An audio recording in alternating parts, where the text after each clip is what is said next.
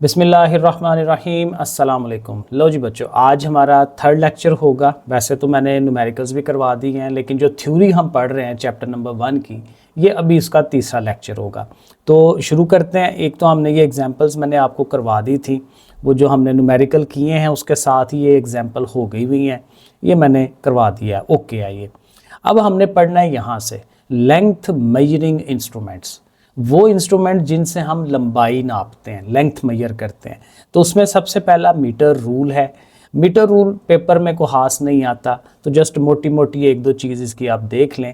Length is generally measured using a metre rule. जैसे आम फुट्टा हम यूज़ करते हैं, या बड़ी दुकानों के ऊपर जो है वो पूरा एक मीटर होता है, ठीक है, तो वो 3 फुट्टे मिला के 1 मीटर बन रहा होता है, तो उसको भी यूज़ किया जाता है। तो छोटा फुट्टा ले लें, बड़ा फुट्टा ले लें, तो वो कह रहा है कि ये मीटर रूल है। ये वैसे वो जो मिस्त्रियों के पास भी एक होती है ना, वो एक जगह से लगा के और पैसे खींच के लेके जाते हैं। ये आगे पेज में देखेंगे, नीचे बनी भी हुई है ये वाली, ठीक है ना। तो ये भी वो ऑलमोस्ट वही चीज़ है। तो कहता है कि ये इसको कहा जा रहा है कि ये मीटर रूल है। Length is generally measured using a metre rule in the laboratory. Laboratory में भी कहता है कि उसी को हम यूज़ करते हैं। द स्मॉलेस्ट डिवीजन, अब ये इंपॉर्टेंट बात है जो समझने वाली है कि जो कम से कम जो चीज़ है, smallest division on the metre scale is 1 millimetre. अब जाहिर है उसके ऊपर छोटी छोटी लाइनें लगी होती हैं, डिविजन्स, जैसे यहाँ पे ये देखें बनी हुई हैं। तो कहते हैं जो छोटी तरीन है, 2 लाइनों के दरमियान ये जो फ़र्क है ना, वो कितना होता है 1 मिलीमीटर का। यहाँ देखें उसने लिखा है 1 मिलीमीटर। तो फिर ये जो 1 मिलीमीटर है, ये बेसिकली क्या है, इसको हम कहते हैं लीस्ट काउंट। लीस्ट काउंट जो है, ये डेफिनेशन बहुत ही ज़रूरी है हमारे इस चैप्टर में। जो भी इंस्ट्रूमेंट हम पढ़ा करेंगे, जैसे ये मीटर रूल है, आगे वर्नियर स्केल है, स्क्रू गेज है, तो उन सब के अंदर हमने लीस्ट काउंट देखनी होती है कि ये बताती है कि वो वाला इंस्ट्रूमेंट कम से कम कितनी चीज़ मेजर कर सकता है, लीस्ट काउंट, ठीक है, उस तरह से। तो ये फिर जो 1 मिलीमीटर है, ये मीटर रूल का लीस्ट काउंट होगा कि कम से कम वो इतना नाप सकता है। और ये देखें यहाँ पे मैंने ब्रैकेटें लगा दी हैं, इसको आपको याद करना है। द स्मॉलेस्ट मेजरमेंट, कम से कम जो मेजरमेंट है नापना, दैट कैन बी टेकन, जो हो सकता है with the metre rule, is 1 millimetre. 1 millimetre है, ठीक है। तो 1 millimetre is known as least count. तो फिर इसको हम ये लीस्ट काउंट कहते हैं ऑफ द मीटर रूल। तो फिर मीटर रूल की जब लीस्ट काउंट पूछेगा तो फिर हमने ये डेफिनेशन देनी है। अब ये लीस्ट काउंट सब की नहीं है, मीटर रूल की लीस्ट काउंट ये है, हमने ये डेफिनेशन देनी है। आगे दूसरों की आएगी, वो उनकी अपनी लादा से आएगी, तो वो वहाँ पे हम करेंगे। और यहाँ आगे जो है वो लीस्ट काउंट की बाकायदा डेफिनेशन भी दे रहा है कि लीस्ट काउंट होता क्या है। वो मैंने आपको बता दिया कि कोई भी इंस्ट्रूमेंट जो कम से कम चीज़ नाप सकता है ना, उसको लीस्ट काउंट कहते हैं। तो ये देखें, यहाँ पढ़ते हैं, least count is the smallest measurement. Least count सबसे छोटी मेजरमेंट है दैट कैन बी टेकन, जिसको लिया जा सकता है, मापा जा सकता है एक्यूरेटली, बिल्कुल सही तरीके से, विद एन इंस्ट्रूमेंट, ठीक है। तो ये डेफिनेशन आपने याद करनी है। अब आगे ये जो बड़ा सा पैराग्राफ है, इसमें इसने मोटा मोटा बताया हुआ है कि जो मीटर रूल है उसको यूज़ कैसे किया जाता है। तो जस्ट एक मैं गो थ्रू कर देता हूँ, ये याद करने वाला नहीं है, सिर्फ समझ लें। To measure the length of an object, जब किसी ज़ाहिर ऑब्जेक्ट को आपने मेजर करना है, the metre rule is placed in such a way that its zero coincide with 1 edge of the object. कोई सुलाख है ना लोहे की, तो कहता है उसका जो जीरो है मीटर रॉड का, वो आपने उसके एक कोने के ऊपर रख देना। जैसे आमतौर पे नापते हैं, तो जहाँ से नापना हो वहाँ पे जीरो रखते हैं उसका, और वहाँ से फिर खींच के पीछे लेके जाते हैं, और जहाँ तक मेजरमेंट करनी हो वो कर लेते हैं। तो कहता है जहाँ पर मेजरमेंट शुरू करनी है, तो आपके जो मीटर रूल है उसका जीरो उसके एज के साथ, उसके किनारे से लगना चाहिए, फिर आपने आगे मेजरमेंट जो है वो स्टार्ट करनी है। Reading in front of the other edge in the length of the object. One common source of error, कहते हैं एक आम जो गलती हम कर जाते हैं, from comes from the angle eight which an instrument is read, उसको पढ़ना कैसे है। अब मैं इसको अगर मेजरमेंट कर रहा हूँ इसकी, तो मैं इसको रख के, तो जब लेट्स सपोज जी मैंने यहाँ तक मेजरमेंट करनी है, तो फिर मेरा जो स्केल मैं इसके साथ रखूँगा, अभी तो नहीं है मेरे पास, तो जो स्केल रखूँगा उसको आई के सामने, जहाँ से मैं करने लगा हूँ तो उसके सामने होना चाहिए ऐसे। ये नहीं कि ये यहाँ पड़ा है और मैं यहाँ से ऐसे देख रहा हूँ, तो ऐसे देखूँगा तो उसकी मेजरमेंट जो है वो प्रॉपर कर नहीं पाऊँगा। तो उसके लिए बिल्कुल मेरी आंखों के सीध में होना चाहिए। ये वो बात आगे कहेगा कि 1 common source of error come from the angle of eight which instrument is read, कि किस एंगल से हम उसको रीड कर रहे हैं। Metre rule should either be tipped on its edge, उसके एज पे रखना चाहिए रीड करने के लिए, व्हेन द पर्सन's आई, ये देखें असल बात कि जहां आदमी का जो आंख है इज डायरेक्टली अबव, बिल्कुल उसके सामने होनी चाहिए, अबव द रूल। जैसे यहाँ उसने साइड पे बनाया भी हुआ है कि अगर यहाँ पे है तो आपको बिल्कुल परपेंडिकुलरली आई को रखना है। ये नहीं कि आप इस ए पॉइंट से इधर को मेजरमेंट कर रहे हैं या सी पॉइंट से इधर एंगल बना के मेजरमेंट कर रहे हैं। एंगल नहीं, 90 डिग्री का एंगल होना चाहिए, बिल्कुल सीधा ऐसे स्ट्रेट होना चाहिए उसको। तो कहता है कि ये ज़ाहिर है हम गलती कर जाते हैं उसमें। तो ये बातें उसने एक बताई हैं। If the metre rule is read from an angle, अब ये अहम बात एक और आ रही है इसकी याद करने वाली भी, कि अगर तो मीटर रूल किसी एंगल से मेजर किया जाए, such as the point A and C, जैसे यहाँ पे ए और सी पॉइंट बने हुए थे, the object will appear to be of different length, तो उसकी लेंथ जो है वो सही नहीं रहेगी। This is known as parallax error. तो ये पैरालेक्स एरर है। तो पैरालेक्स एरर की जो डेफिनेशन अगर वो पूछेगा तो वो डेफिनेशन यहाँ ये साइड पे पड़ी हुई है, यहाँ याद करनी, ऊपर से नहीं करनी, वो वैसे मैंने आपको समझाया। तो ये जो पैराग्राफ है ना ये वाला, इसमें याद करने वाला कुछ नहीं है, सिर्फ आपने ये देखना है कि इसमें सिर्फ 2 पॉइंट उसने बताए हैं कि किस तरह से आपने मेजरमेंट करनी है मीटर रूल के हिसाब से। अब पैरालेक्स जो एरर है वो आपने यहाँ से याद करना है, इसको पढ़ लेते हैं क्योंकि इसको याद भी करना है। Parallax error is due to the incorrect position. क्यों ये आता है एरर, क्यों गलती आती है? क्योंकि हमारी जो पोजीशन है आई की वो इनकरेक्ट है, वो सही नहीं है। एरर, अब जो आंख की पोजीशन है वो 90 डिग्री पे होनी चाहिए। व्हेन टेकिंग मेजरमेंट, जब आप मेजरमेंट ले रहे होते हैं, इट कैन बी अवॉइडेड, इसको बचा जा सकता है इससे, बाय कीपिंग आई, कि अपनी आंख को रखें परपेंडिकुलर 90 डिग्री के एंगल पे टू द स्केल रीडिंग, जहां से आपने स्केल की रीडिंग करनी है। अब नेक्स्ट जो है बहुत इंपॉर्टेंट हमारा वर्नियर कैलिपर। पिछला जो सिलेबस था उसके अंदर भी ये था, अभी भी है, लेकिन थोड़ा और उसने बेहतर अंदाज में इसको लिखा है। तो इसको पढ़ते हैं। इट इज़ एन इंस्ट्रूमेंट, ये एक ज़ाहिर है ये भी एक इंस्ट्रूमेंट है, use to measure small length, छोटी छोटी लंबाइयों को मेजर करने के लिए, down to 1/10 of a millimetre. Millimetre से भी आगे से 10 गुना और छोटा उसको हम कर सकते हैं। अगर फॉर एग्जांपल ये 2 लाइनों के दरमियान ये मिलीमीटर का गैप है, तो इस गैप के भी आगे से, इस गैप के भी आगे से 10 और पार्ट्स बना लें, तो उस छोटे गैप को भी वो मेजर कर सकता है। तो ये जाहिर है उससे ज़्यादा एक्यूरेट है। ये जो अभी हमने पीछे पढ़ा मीटर रूल, मीटर रूल का लीस्ट काउंट कितना था? 1 मिलीमीटर। लेकिन अब ये जो वर्नियर कैलिपर है ये उससे 10 गुना और नीचे जा सकता है और छोटी चीज़ को मेजर कर सकता है, इसलिए वो कह रहा है 1/10, ठीक है, 1/10 ऑफ अ मिलीमीटर। अब ज़ाहिर है यही इसकी लीस्ट काउंट हो जानी है, लेकिन अभी हम इसकी डेफिनेशन आगे करेंगे। It can be used to measure the thickness, किसी चीज़ की मोटाई को मेजर करना। डायामीटर, डायामीटर होता है कोई चीज़ सर्कल में है ना ऐसे, तो सर्कल के 2 नुक्तों को, पॉइंटों को मिलाने से जो लेंथ आती है, जो सेंटर में से गुजरती है, ये मैथ के अंदर हम पढ़ते हैं इसको, ठीक है। एक सर्कल होता है ना, जैसे ऐसे सर्कल है गोल, तो उसके सेंटर से लेके एक साइड तक का फासला वो रेडियस होता है। तो आप सेंटर से इधर को आ जाएं, सेंटर से इधर को आ जाएं, तो पूरी एक लंबाई, उसको हम कहते हैं कि ये इसका डायामीटर है। तो किसी चीज़ का डायामीटर मेजर करना है तो वो भी हम ज़ाहिर कर सकते हैं। अभी मेरे पास कोई गोल चीज़ है नहीं है, जैसे अब ये है, ये मार्कर नज़र आ रहा होगा, तो ज़ाहिर है ये देखना सर्कल की फॉर्म में है, तो इसका डायामीटर कितना है, ठीक है। तो इसके डायमीटर को मेजर करने के लिए, वैसे तो बड़ा है, ज़्यादा छोटी चीज़ों के डायमीटर इसमें मेजर किए जाते हैं। तो वो कहता है उसको मेजर करना हो डायमीटर को, विड्थ उसकी चौड़ाई कितनी है, डेप्थ भी है इसमें 3 तरह की चीज़ें हम मेजर कर लेते हैं। बड़ा अच्छा उसने बताया है यहाँ पे।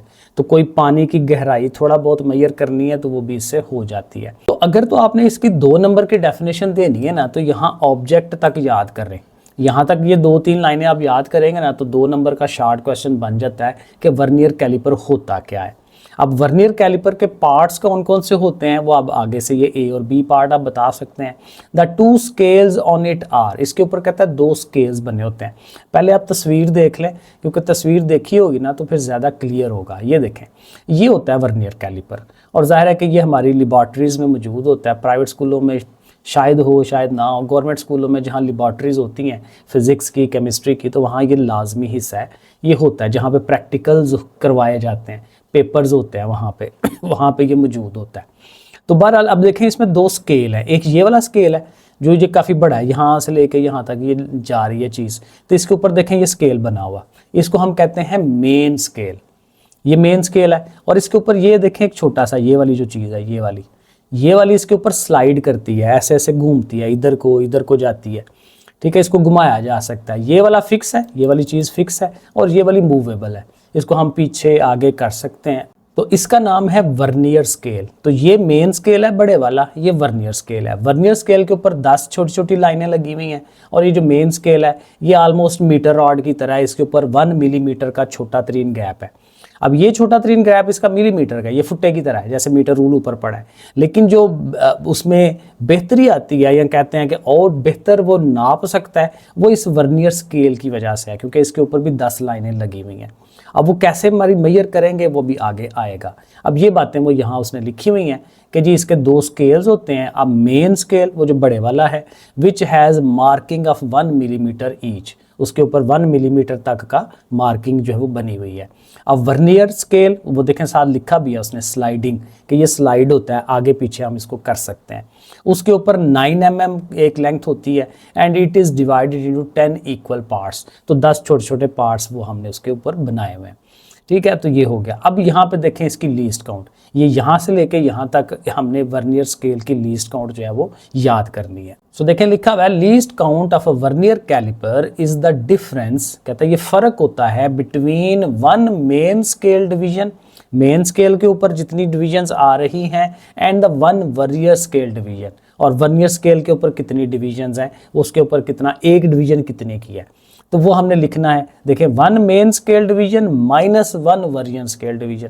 अब मेन स्केल की जो एक डिवीजन है, एक 2 लाइनों में जो गैप है मेन बड़े वाले के ऊपर, वो 1 मिलीमीटर का है, और वो जो छोटा वर्नियर है उसके ऊपर जो है वो एक जो 2 लाइनों के दरमियान जो फ़र्क है वो 0.9 का है, ठीक है। तो इन दोनों को कहते हैं जब माइनस कराया जाए, 1 में से आप कैलकुलेटर पकड़ें, माइनस कराएं 0.9 को, तो ये बनता है आंसर 0.1। तो 0.1 मिलीमीटर तक जो है वो ये नाप सकता है। अच्छा, ये साइड पे ना उसने एक छोटा सा टेबल बनाया हुआ है, कुछ चीज़ों की लेंथ जो है उसने बताई हुई है, इन्फॉर्मेशन के तौर पे ये हमें आनी चाहिए, क्योंकि ये MCQs वगैरह में आ जाती है। फुटबॉल ग्राउंड जो है उसकी जो मेजरमेंट है वो कितनी है, 9.1 इंटू 10⁻1। तो 10 की पावर 1 का मतलब ये है कि पॉइंट एक डिजिट आगे ले जाएं तो ये 91 मीटर जो है फुटबॉल ग्राउंड की लेंथ बनती है। मैन आदमी की लेंथ कितनी है, 1.8 इंटू 10⁻0। 10 की पावर 0 वो 1 हो जाती है ना, ये ख़त्म हो जाएगा, खाली 1.8। तो हमारी जो एक एवरेज एक इंसान की जो लेंथ है, लंबाई है, वो 1.8 मीटर होती है। Thickness of a book page, book के एक सफ़े की थिकनेस, मोटाई, वो जो है 1 इंटू 10⁻⁻4। -4 काफ़ी छोटी होती है। और diameter of a pencil, pencil का जो डायमीटर है वो कितना है, 7 इंटू 10⁻3। तो ये 4 चीज़ें हमें ज़रूर याद रखनी चाहिए। और ये एक डू यू नो भी उसने दिया हुआ है कि वर्नियर स्केल जो है पहली दफ़ा किसने इन्वेंट किया था, साइंटिस्ट पेरे वर्नियर। उसका नाम ही वर्नियर था, तो उसी के नाम पे ये पड़ गया है, और ये 1631 डेट है, तो डेट भी हमें आनी चाहिए।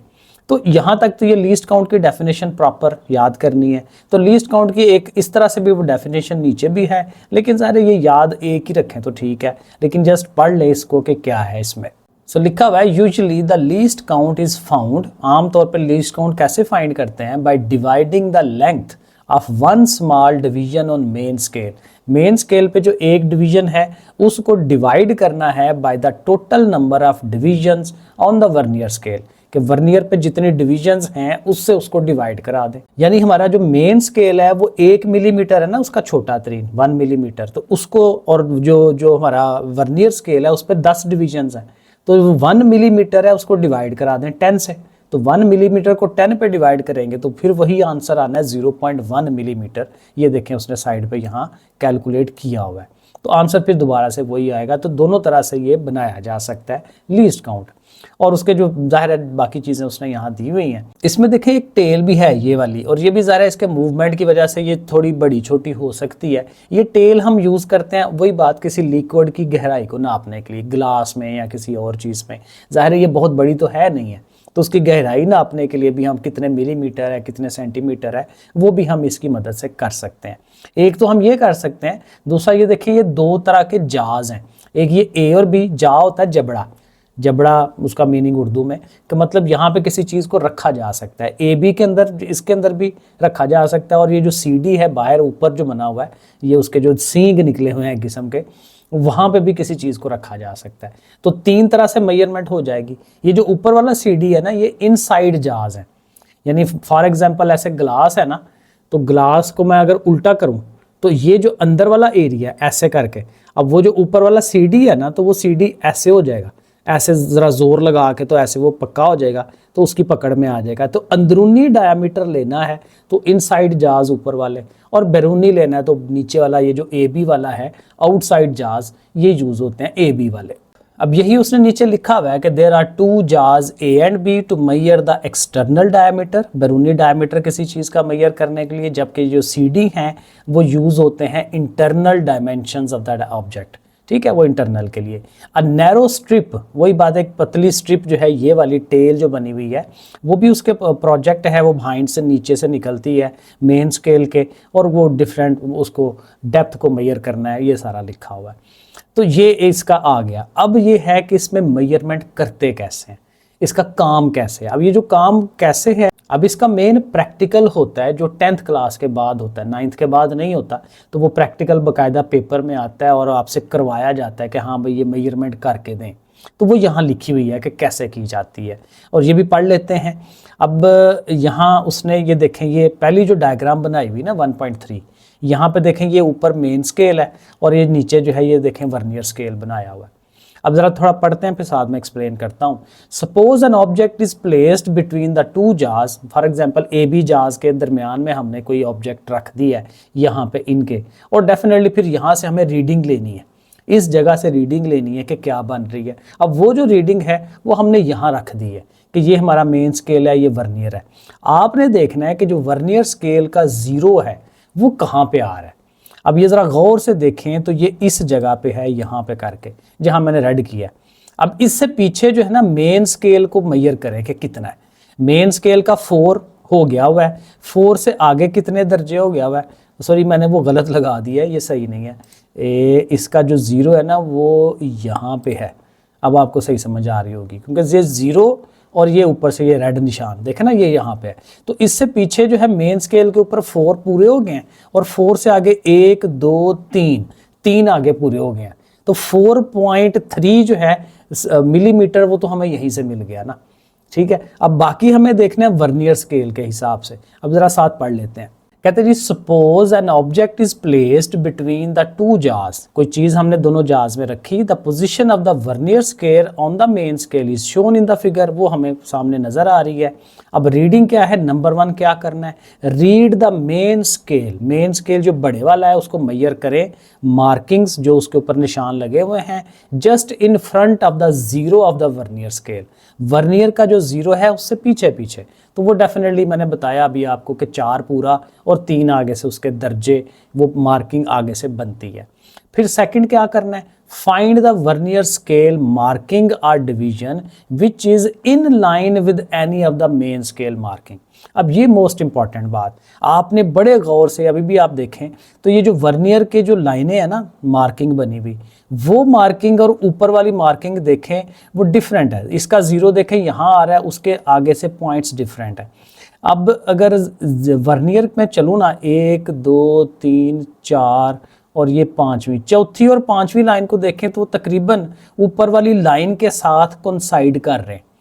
ठीक है, 4 वाली को फॉर एग्जांपल आप ले लें, थोड़ा सा फ़र्क है, लेकिन वो ये है कि ऐसे हो वर्नियर की, ये अगर ये डिवीजन आ रही है ना 0, ठीक है, तो ऊपर से जो मेन स्केल है वो भी ऐसे उसके साथ कंसाइड कर रहा हो। ये आप मेरी तरफ देखें, ठीक है, ऐसे। तो जहाँ ऐसे हो रहा हो उसकी मेजरमेंट आपने लेनी है कहाँ से, वर्नियर से। मेन स्केल से नहीं लेनी है, अब वर्नियर से लेनी है कि कितने डिग्री पे जाके वो हो रहा है। तो ये देखें 0 से आगे 1 2 3, तो ये चौथे पे जाके हो रहा है, तो वो हमने यहाँ पे लिख लेना है। तो 2 चीज़ें हो गई, पहले आपने मेन स्केल की रीडिंग ले लेनी है कि 0 से पीछे पीछे कितनी है, और फिर आपने देखना है कि कहाँ पे वो ऐसे कंसाइड कर रहे हैं, तो वो वर्नियर से आपने उसको ले लेना है। अब ये फिर फार्मूला इसमें लगता है। तो फार्मूला क्या है, लेंथ ऑफ द ऑब्जेक्ट, जाहिर है कि उस ऑब्जेक्ट की लेंथ कितनी होगी, वो होगी मेन स्केल रीडिंग, जो मेन स्केल पे आई है, जैसे मैंने कहा 4.3 आ गई थी, वो तो लिख लेनी है, उसमें फिर प्लस करना है, किसको प्लस करना है, least count multiplied by the vernier scale reading. Vernier scale की कितनी रीडिंग आई थी 4, उसको आपने लीस्ट काउंट से ज़रब देनी है। अब इसका लीस्ट काउंट कितना है 0.1 mm, 0.1 मिलीमीटर। अच्छा 0.1 मिलीमीटर जो है 0.01 सेंटीमीटर के भी बराबर होता है। ये ज़रा देखिएगा, ये थोड़ा सा आइडिया, ये मैंने लिखा भी था, मैंने शुरू में बताया ही नहीं आपको कि 0.1 मिलीमीटर है ना, तो मिली से एक स्टेप ऊपर होता है सेंटीमीटर, ठीक है। मिली छोटा है, मिली यहाँ पे है, सेंटी उससे ऊपर है।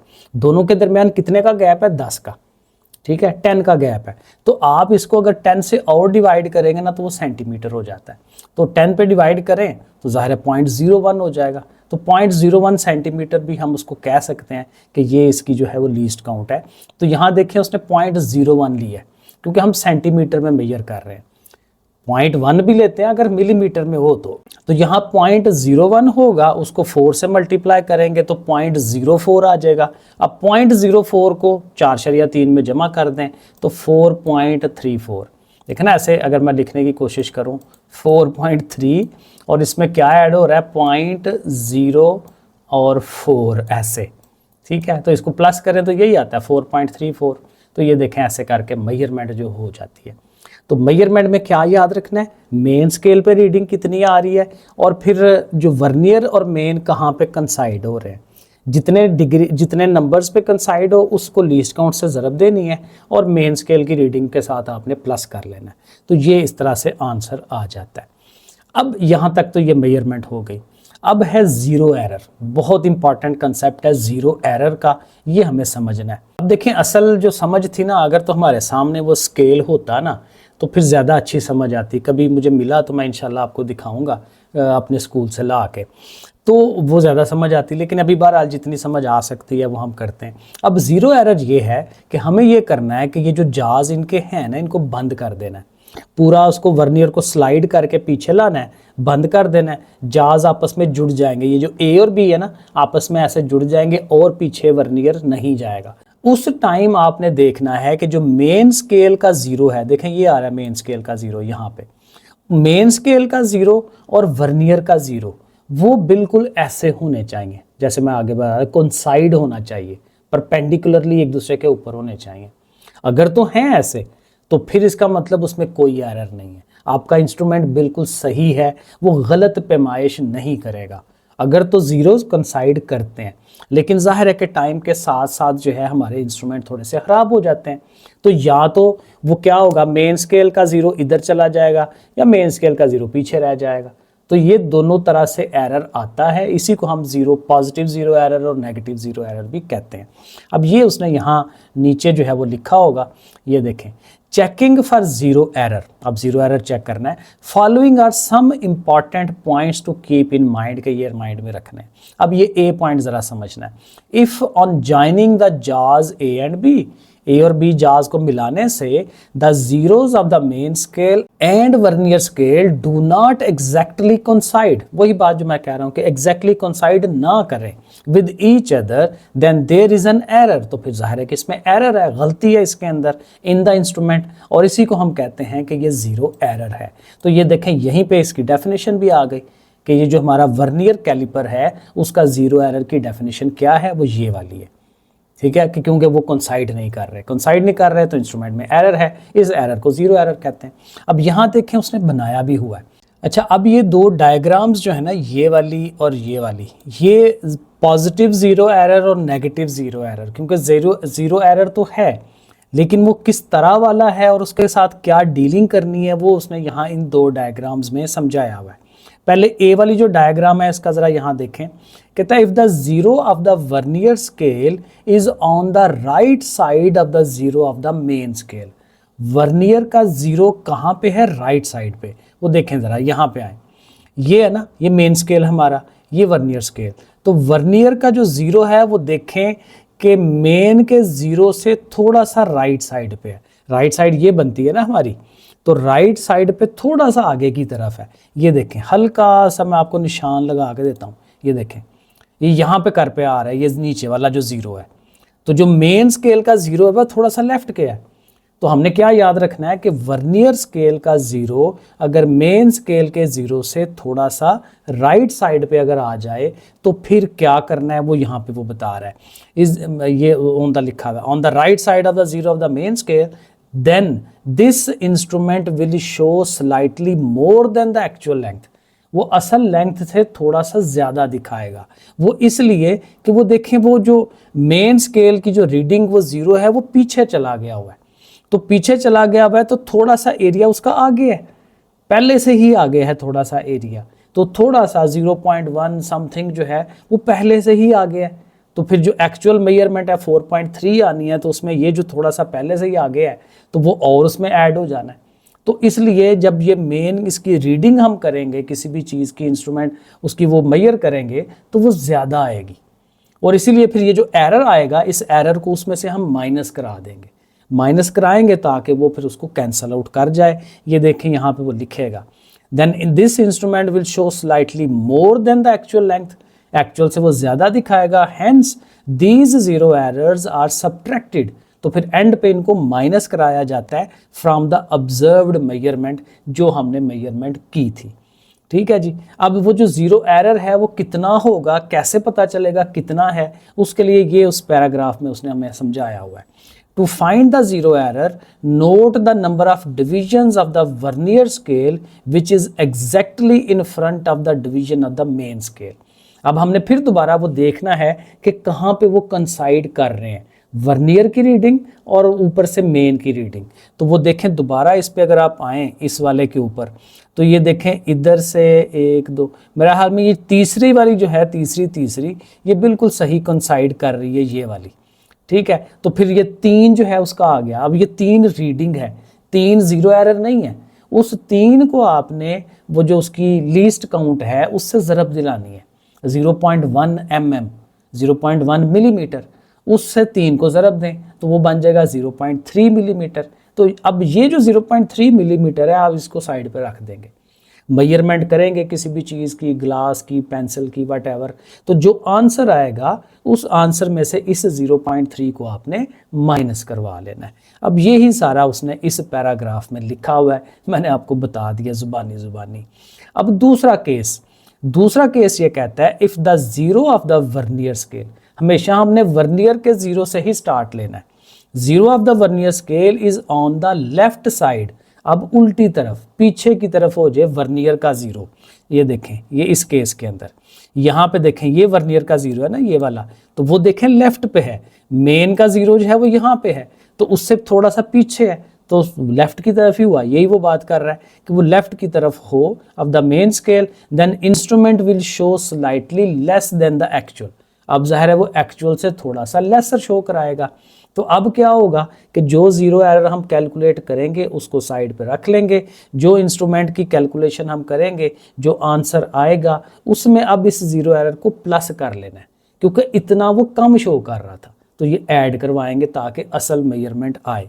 तो यही कह रहा है कि hence the zero error is added in the observation, फिर उसमें हम ऐड करवा लेते हैं। फॉर एग्जाम्पल, अब मिसाल ले रहा है कि if 3 is the number of division, यानी तीसरे नंबर पे जाके वो कंसाइड कर जाती हैं, then 3 is subtracted from this. अब ये भी याद रखना है कि यहाँ पे जो तीसरे पे जाके कंसाइड हुआ है तो 3 आंसर नहीं है इसका, यहाँ पे 10 में से 3 को माइनस करना है इस पर्टिकुलर केस में, जब आपका वर्नियर का ज़ीरो जो है वो लेफ्ट पे हो। ठीक है, अब ये ज़ाहिर है थोड़ा सा, और ये सारा ज़्यादा लेंथ में याद करना ये प्रैक्टिकल के लिए होता है। जो प्रॉपर मेन है वो ज़ीरो एरर तक है कि ज़ीरो एरर होता क्या है। ठीक है, लेफ़्ट पे ज़ीरो एरर आ जाए तो क्या ऐड करना है या सब्ट्रैक्ट करना है, बस इतना याद रखना है।